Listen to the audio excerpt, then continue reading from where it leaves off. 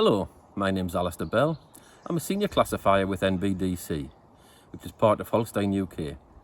I'm based in Northumberland and have been classifying for the past 21 years, at present covering areas through Northern England, Scotland and Northern Ireland.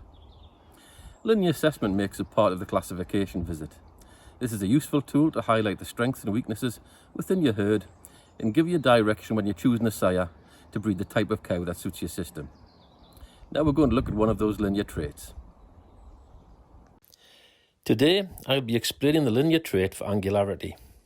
Firstly, angularity mustn't be confused with sharpness of the shoulder or a dairy animal that lacks body condition.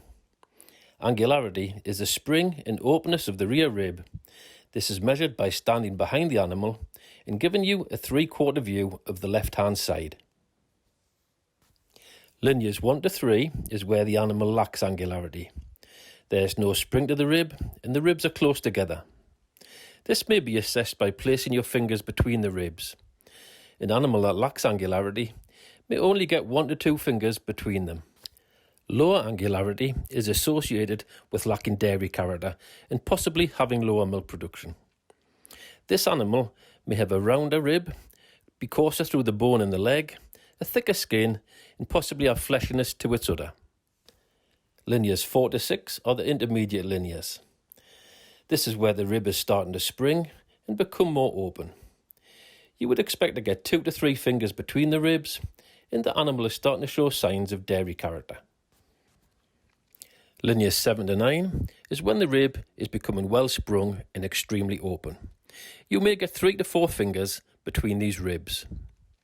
This is also associated with an animal having more dairy character and a higher milk production.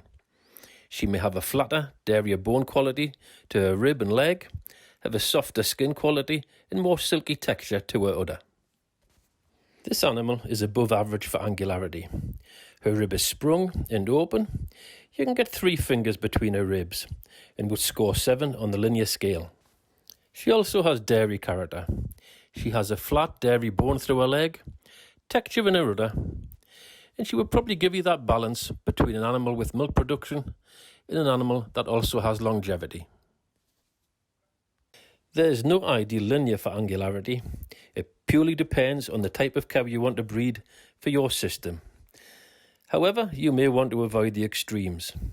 A linear of 9 may give you a high-yielding animal, but she may lack the ability to maintain body condition and be a lower fertility animal. Whereas the linear of 1, this may give you an animal with the longevity, but a poor milk yield. So an acceptable linear range for angularity is between 5 and 8, depending on the type of cow that you want to breed for your system. This should give you a cow with longevity and a reasonable milk yield.